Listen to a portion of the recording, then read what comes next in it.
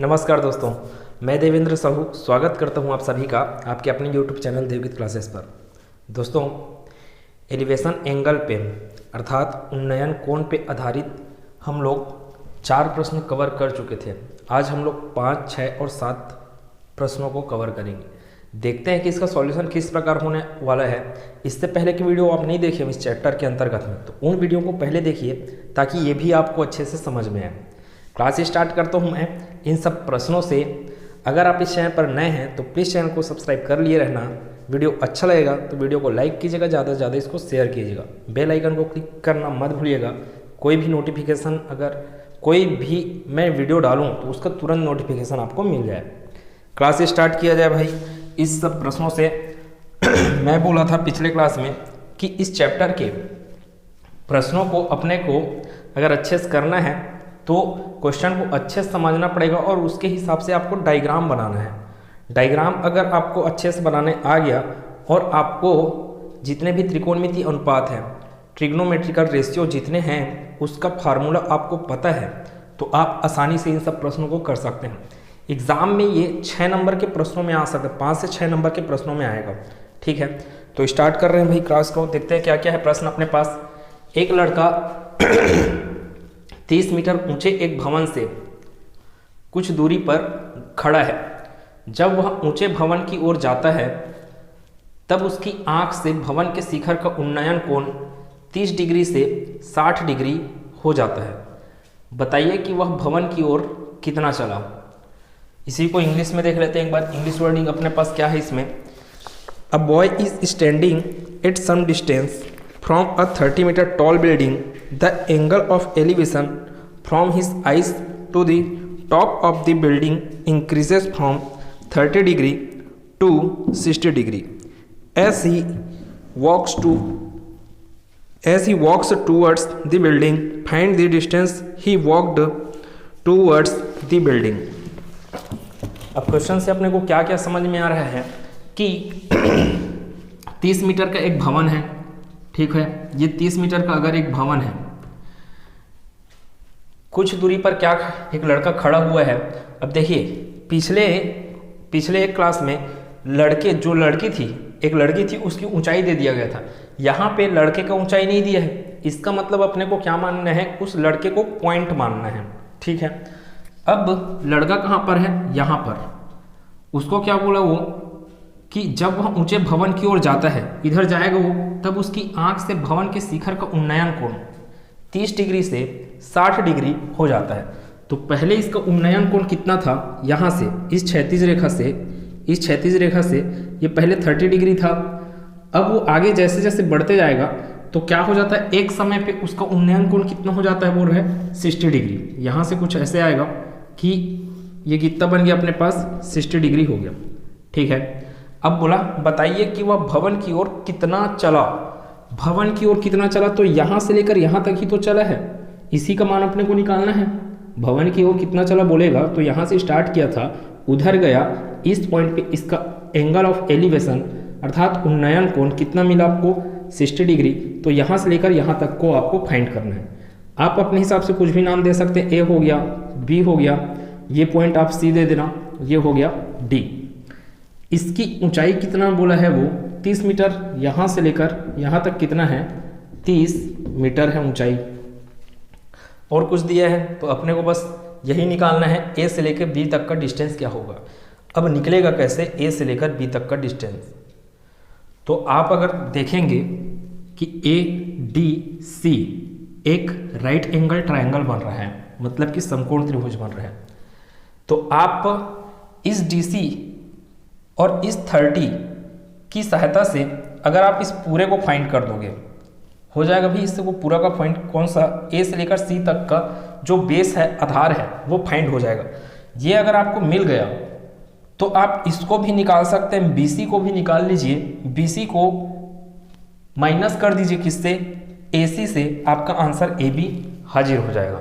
अब कैसे कैसे होगा सॉल्व, तो हम लोग कर लेते हैं। अपने को BC का वैल्यू चाहिए। BC का वैल्यू कैसे निकलेगा, 1060 इक्वल्स टू क्या होगा, DC डिवाइड बाई BC। क्यों होगा, 1060 इक्वल्स टू होता है परपेंडिकुलर डिवाइडेड बाई बेस, लंब बटे आधार। तो मैं चलता हूँ पहले इसमें 1060 में, आप 1030 में भी पहले जा सकते हैं, आपकी इच्छा है। 1060 डिग्री इक्वल टू क्या होगा भाई, DC बटे BC। इधर आगे 1060 डिग्री इक्वल टू DC का वैल्यू कितना समझ में आ रहा है, 30 मीटर, तो यहाँ पे लिखे 30 डिवाइडेड बाई BC का वैल्यू पता नहीं है, वही तो निकालना है। BC का वैल्यू निकाल लेते हैं, तो यहाँ पे BC है, BC को इधर करेंगे क्रॉस मल्टीप्लिकेशन होगा, तिर्यक गुना, तो ये BC इक्वल टू क्या हो जाएगा, 30 डिवाइडेड बाई 1060 डिग्री।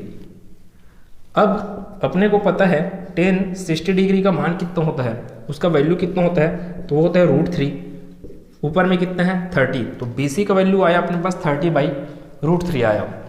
इसको और अच्छे से अगर सॉल्व करना है तो 30 को आप क्या कीजिए, 3 के मल्टीपल में तोड़िए, तो ये हो जाएगा 10 या 30 हो जाएगा, और उस 3 को क्या लिखिए, 2 बार √3 और √3 करके लिख दीजिए, जैसे कि मैं अभी लिख रहा हूँ, देखेंगे ये क्या है। BC इक्वल टू होगा 10 × 3 डिवाइडेड बाई √3। इस 3 को कैसे लिख सकते हैं बोल रहा हूँ मैं, √3 × √3 के रूप में लिखा जा सकता है, तो ये होगा BC इक्वल टू 10 √3 बटे में क्या आएगा √3, ये √3 और ये √3 क्या हो जाएंगे, कैंसल आउट हो जाएंगे, अपने पास बचेगा BC इक्वल टू 10 √3। ये जब मीटर में है तो BC भी किस में आएगा, मीटर में, तो यहाँ पे क्या आएगा मीटर। ये अपने को मिल गया BC का वैल्यू। अब क्या निकालना बाकी है बोला, AC का वैल्यू, तभी तो AC माइनस BC करेंगे तो अपने को AB का वैल्यू मिल जाएगा। AC कैसे निकलेगा, तो इस राइट एंगल ट्रायंगल से निकलेगा, ADC राइट एंगल ट्रायंगल से किसका मान निकाल सकते हैं हम लोग, AC का। अब साइन 1030 इक्वल टू क्या हो जाएगा, DC डिवाइडेड बाई AC, तो 1030 डिग्री इक्वल टू क्या होगा, DC divided by AC। DC का वैल्यू फिर से मेरे को पता है कितना है, 30 मीटर डिवाइडेड बाई AC का वैल्यू निकालना है, फिर क्या आएगा, 1030 इक्वल टू क्या होता है, 1/√3 equal to 30 divided by AC। यहाँ से क्रॉस मल्टीप्लाई करेंगे, AC × 1 √3 × 30, तो यहाँ से क्या हो जाएगा, AC equal to AC × 1 AC, √3 × 30 कितना हो जाएगा, 30√3। जब ये मीटर में था DC का वैल्यू, तो AC भी किस में आएगा, मीटर में आएगा, तो यहाँ पे क्या आएगा, ये मीटर। AC का वैल्यू कितना मिल गया अपने को, मीटर। अब दोस्तों जैसे कि आप लोग देख रहे हैं कि AC भी मिल गया, BC भी मिल गया, तो AC माइनस BC कर दूंगा, तो A से लेकर B तक मेरे को पता चल जाएगा, अर्थात जो लड़का है यहाँ से लेकर यहाँ तक कितना चला वो चीज़ मेरे को समझ में आ जाएगा। इसलिए क्या होगा, लड़का कितना चला है, इसलिए AB इक्वल टू क्या होगा, AC माइनस BC। AC का वैल्यू कितना है, AB इक्वल टू क्या होगा, AC का वैल्यू है 30√3 माइनस ये है 10√3। AB इक्वल टू क्या होगा, 30√3 माइनस 10√3 आपको क्या देगा, 20√3। सब चीज़ मीटर में है तो ये भी आएगा आपका मीटर में। अगर आप यूनिट लिखना भूल रहे हैं तो आपका आंसर, आपका मार्क्स कटेगा वहाँ पे। इस चीज़ को अच्छे से ध्यान रखिएगा। फिजिक्स के क्वेश्चन में, न्यूमेरिकल क्वेश्चन में और मैथ्स के जितने भी क्वेश्चन हैं, अगर वहाँ पे यूनिट है तो यूनिट को लिखना जरूरी है, नहीं तो फिर नंबर कटेंगे। ये अपना आंसर हो गया। यही क्या है, लड़का कितनी दूर चला उसका आंसर। तो लड़का कितना चला है भाई, तो 20√3 मीटर चला है। अगले क्वेश्चन को देखते हैं। अगला क्वेश्चन क्या लिखा, एक ऊर्ध्वाधर स्तंभ जिसकी ऊंचाई 3h मीटर है के पाद बिंदु से √3h दूरी पर स्थित किसी बिंदु से स्तंभ के शिखर का उन्नयन कोण ज्ञात कीजिए। There is a vertical column which is 3h meter tall. Find the angle of elevation from a point √3h meters away from the base of the vertical column. अपने को यहाँ से क्या समझ में आया, बहुत सरल क्वेश्चन है। शिखर का उन्नयन कोण अर्थात एंगल ऑफ एलिवेशन निकालना है। एंगल ऑफ एलिवेशन आप टेन थीटा के फार्मूले से निकाल सकते हो। टेन थीटा इक्वल टू होता है परपेंडिकुलर डिवाइड बाई बेस, तो आपको परपेंडिकुलर और बेस दिया हुआ रहना चाहिए। तो एक ऊर्ध्वाधर स्तंभ है, छठवें प्रश्न का सॉल्यूशन यहीं पे हो जाएगा। एक ऊर्ध्वाधर स्तंभ है ये, जिसका ऊंचाई कितना है 3h मीटर, के पाद बिंदु मतलब कि निचले हिस्से से कितनी दूरी पर, √3h दूरी पर स्थित किसी बिंदु। अब √3h दूरी पर मान लो कोई बिंदु है A से स्तंभ के शिखर का उन्नयन कोण अपने को ज्ञात करना है। यहां से लेकर यहां तक में जो एंगल बन रहा है, ये एंगल थीटा, उसको अपने को निकालना है। A हो गया, इसको दे दो आप B, इसको नाम दे दो C। तो ये है √3h ना, ये कितना है, सॉरी ये क्या है 3h ही है, ये 3h मीटर है। आपका ये वाला AB का डिस्टेंस कितना दिया है, पाद बिंदु से कितनी दूरी पर बोला है, √3h दूरी पर। तो ये हो गया √3h मीटर, ये भी मीटर में है, ये भी किस में है, मीटर में है। अब अपने को थीटा का वैल्यू निकालना है, तो थीटा का वैल्यू यहाँ से क्या होगा, tan theta equals to perpendicular BC divided by base AB, लंब बटे आधार। तो लंब का वैल्यू कितना है 3h मीटर डिवाइडेड बाई आधार का वैल्यू कितना है √3h मीटर। h और h क्या हो जाएंगे, कैंसल आउट हो जाएंगे।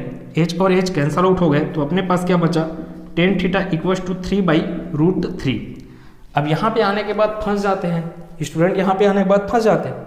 आपको मैं अब भी बोला कि इस 3 को कैसे लिख सकते हो आप, √3 इंटू √3 के रूप में लिखा जा सकता है। 3 को कैसे लिख सकते हैं, tan theta equals to √3 into √3 divided by √3। एक √3 क्या हो गया, कैंसल आउट हो गया, बचा अपने पास tan theta equals to √3। tan theta equals to बचा अपने पास √3, इधर बना रहा हूँ मैं, और तो tan थीटा इक्वल्स टू √3 है। tan थीटा √3 किसका वैल्यू होता है, tan में, तो tan 60 इक्वल्स टू क्या होता है √3। ये आपको अच्छे से याद रहना चाहिए, पूरा का पूरा सभी मान। तो tan √3 की जगह मैं क्या लिख सकता हूँ, tan 60 डिग्री। अब क्या होगा, tan और tan है तो तुलना होगा, तो थीटा इक्वल्स टू क्या हो जाएगा 60 डिग्री, कंपेयर होगा। इधर भी tan है, इधर भी tan है, तो कंपेयर होगा किसका, एंगल का कंपेरिजन होगा। तो थीटा इक्वल्स टू कितना मिल जाएगा अपने को 60 डिग्री। यही क्या है अपने प्रश्न का उत्तर है।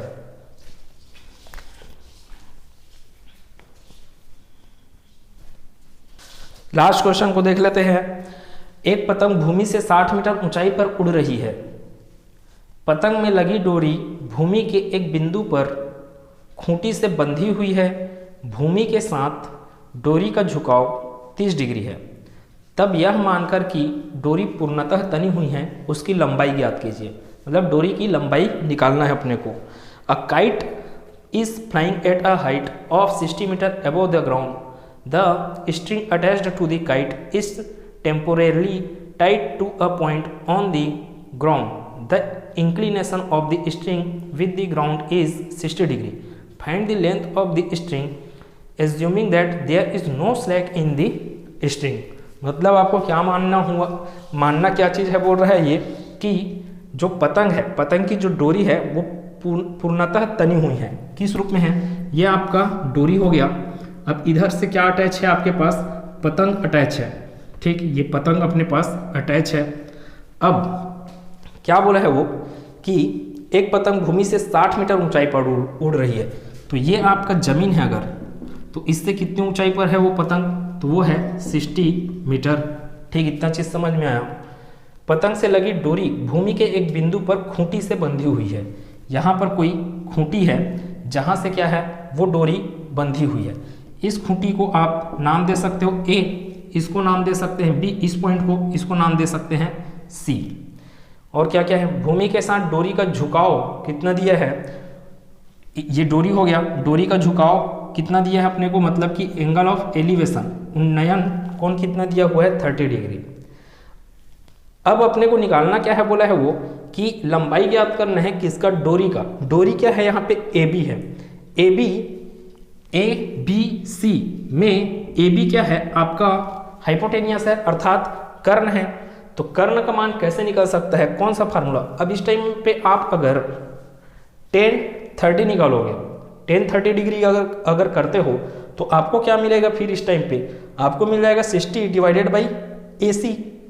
अपने को AC थोड़ी निकालना है, अपने को निकालना है AB। तो ऐसा कौन सा फार्मूला है जिसमें आपका हाइपोटेनियस आता है? जैसे कि साइन थीटा है, साइन थीटा इक्वल टू क्या होता है? लंब बटे कर्ण, perpendicular divided by hypotenuse.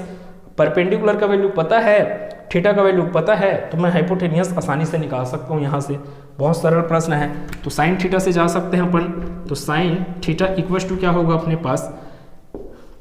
BC है ना, BC divided by AB, perpendicular divided by hypotenuse, लंब बटे कर्ण। ये याद रहेगा, तभी इस प्रकार के प्रश्न पूरा सॉल्व होंगे और एग्जाम में आएंगे ही आएंगे इस बार के। अच्छे से इसको कंठस्थ कर लीजिए। अब साइन थीटा का वैल्यू कितना है? थीटा का वैल्यू है 30 डिग्री इक्वल टू BC का वैल्यू कितना है? तो वो है 60 मीटर डिवाइडेड बाई AB का वैल्यू अपने को निकालना है। क्यों? क्योंकि AB ही क्या है? डोरी है। किसका? पतंग की डोरी है। अब AB का वैल्यू निकालूंगा मैं, तो क्रॉस मल्टीप्लाई करूंगा, या तो साइन 30 का मान यहीं से निकाल के रखिए, या फिर साइन 30 को बटे में ला लीजिए, किसके? 60 के। तो ये क्या होगा? AB equal to 60 divided by AB equal to 60 divided by sine 30 degree. Sine 30 degree का वैल्यू आपको पता होना चाहिए। साइन 30 डिग्री का वैल्यू कितना होता है? तो वो होता है अपने पास 1/2। ठीक है, 1/2 किसका वैल्यू? साइन 30 का। ऊपर में क्या चल रहा है? 60 मीटर। अब ये 2 क्या करेगा? पलटी मार के किसको अपना भाई बना लेगा? 60 को। मतलब 60 के साथ क्या हो जाएगा? गुना हो जाएगा। तो 2 गुना 60 कितना देगा आपको? 120। मतलब 120 मीटर अपने पास क्या आ गया आंसर? AB का। AB क्या है? डोरी की लंबाई है। किसकी डोरी की लंबाई? पतंग की डोरी की लंबाई। तो यहाँ से AB इक्वल टू क्या हो जाएगा? 60 into 2, AB equal to 120 meter अपना क्या हो गया? आंसर हो गया। यही क्या हो गया? डोरी की लंबाई है।